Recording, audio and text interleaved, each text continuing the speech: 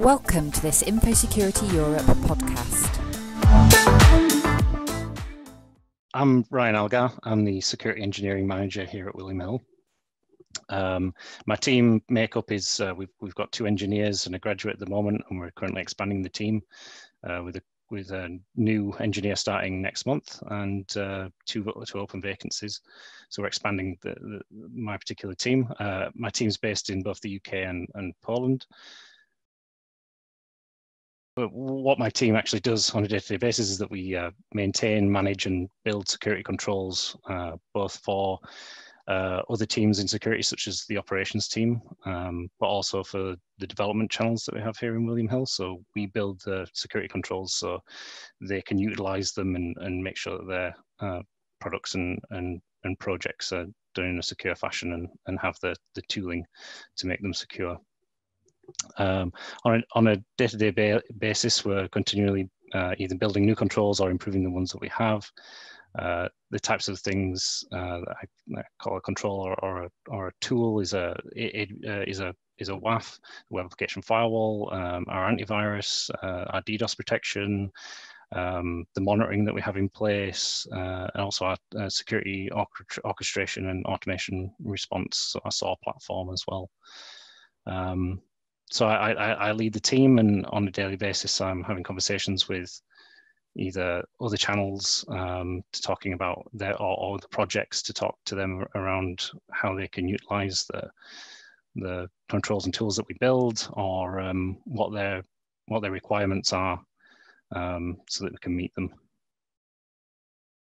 So what excites me about my job here at William Hill is the people I work with are great in security and in the development channels. The new ideas and new technologies, we're always adopting new technologies into our stack to make sure that we're up to date, and we're using the best and newest technologies for whatever project we begin. The new vulnerabilities that come out and new breaches. So there's always something going on in information security that piques my interest.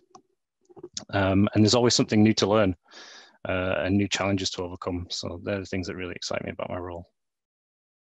So I got into information security by choice. I studied digital forensics at university, so I've always had a keen interest in forensics and security. At the time, security wasn't really there weren't many university courses out there for security, so forensics was the next best thing.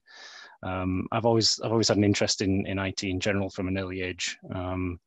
I did networking at college, and after 2 years of that, I enjoyed it, but we're looking for something a little bit more interesting. And security really piqued my interest with all the, you hear news articles every day about some major breach or incident response that's happened, which really pulled me into the industry. I started off after university just working in general IT for a few years, doing first and second line support, and then eventually moved to work as a security analyst within a security operations center for a number of years, working for a weapons defense contractor who contracted out their SOC to multiple different types of clients. So I got a wide range of different clients, like the different types of technologies they use, but also the different sectors they worked in and their different threat landscapes that each sector would be different. And then from there, progressed on to being a subject matter expert within the SOC. After that, I moved to William Hill to become a security analyst again. This time, because I was looking for more of a challenge. I was looking for more interesting technologies to work on, something different to work on. After a few years as an analyst, I then moved on to become a technical specialist within the operations team. So a more technical role and leading the team in terms of the technologies that we're using and incident response that we're doing. The team actually was split just over a year and a half ago into operations and engineering, because the one team just didn't have the capacity to be able to do both incident response and all engineering work that was going on at the time. So then last year I moved over into engineering and became the engineering manager. But yeah, that's been my sort of route into security. How I progressed up the career ladder to become the security engineering manager at William Hill, I took quite a traditional route, really. I worked in general IT for a few years, learned tons from that in terms of managing IT systems, and then became a SOC analyst, or a security operations center analyst, dealing with incidents on different clients' systems, to then become a more senior technical lead, and then on to management after that. So I've been really extremely lucky as well along the way. I've had plenty of people to learn from and mentor me along the way. So I've been extremely lucky in my route. The biggest career challenge I've faced and still face is kind of hits on what excites me about the industry, and that's keeping up with all the changes. So the security trends, new technologies, it's all just been about continuously learning, on the job training, courses, professional qualifications, have all helped me along the way. The advice I would give to anyone trying to get into the information security industry would be just learn as much as possible about a wide variety of technologies, because in security you're never dealing with just one thing. I think keeping up to date with the industry as a whole, there's some great areas to learn about. There's some great news articles and feeds and podcasts and all sorts of different stuff you can consume to gain knowledge about the industry as a whole. And I think having enthusiasm for security really does put you ahead. I think people who are really interested in the subject really do well in the industry. And take every opportunity you can when it arises. Don't hold yourself back. Just anything that comes up, just go for it and see where you can go. The pandemic has impacted the way that we attract, train, and retain people in our team. The move to remote work has obviously affected everyone. My particular team, because we're split between because we're international, we're an international team, it hasn't changed too much. We're still having stand-ups on conferencing software, but interacting with everybody else, has become a totally online thing. So conferencing software has become really important, and just in general, people's access to the things they need to access on a daily basis has totally changed. So there was a massive effort by not just the security team within William Hill, but a number of other departments all working together to make sure that everybody could do their work from home, which has been really important. And I think it's gone relatively smoothly as well. The move to online work has actually been adopted for after this pandemic has passed, and when we go back to daily lives, we've decided that we'd move to a more remote working friendly way of working. In terms of recruitment, online recruitment was massive before the pandemic, so that continues, and getting people or getting applicants via LinkedIn is definitely a trend.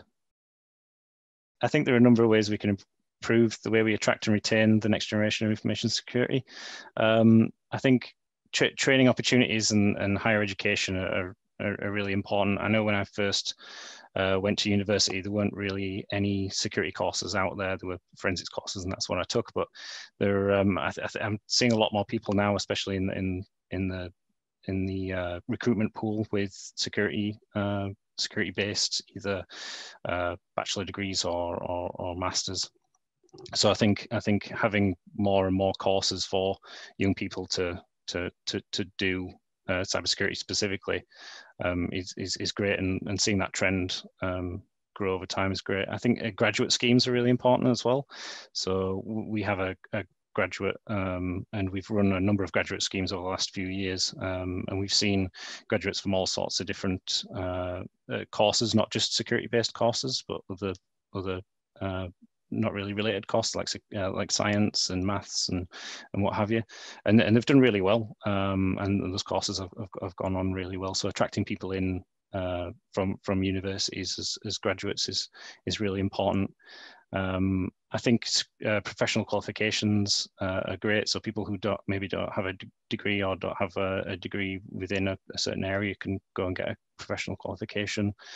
I think companies looking for a wider range of skills these days. So looking not just at the security talent pool, where there is a gap in the workforce, but looking at other areas. So I know for us, because we deal a lot with cloud technologies, we're looking for people with like cloud engineers who have a passion or an interest in security and want to learn more and want to work in the industry. So I think companies actually going out and looking for people with a varied range of skill sets is good.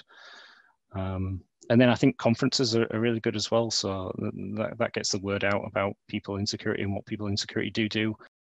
Yeah, the next big thing to happen in cybersecurity, I believe, will be the increased adoption of automation, machine learning. That's inevitably where everything is moving, especially because of the gap in the market of people that do security work. I think automating as much of it as you can alleviates that pressure that you have to get more people in to do the work.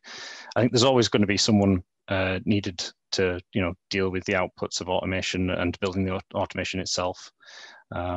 So that and the adoption of cloud, it sort of links in, because cloud generally automates a lot of things. A lot of adoption to public cloud, should I say. You end up automating a lot of things in there. And I think that does change some of the skill sets that you traditionally see in security. So you end up looking for more people who have maybe programming and automation in their repertoire, or people who've used cloud in the past, who have an interest in security. There are a number of people who inspire me in the information security industry. There's a large number of people doing a bunch of great things and posting them online so you can look through them. There's some great security researchers out there finding vulnerabilities in all sorts of different technologies. There's some great personalities with information security, such as like Troy Hunt, Brian Krebs, and there's some great podcasts out there to listen to. So Smashing Security, Risky Business, Down the Security Rabbit Hole are all great places to draw inspiration from. Thank you for listening to this Infosecurity Europe podcast.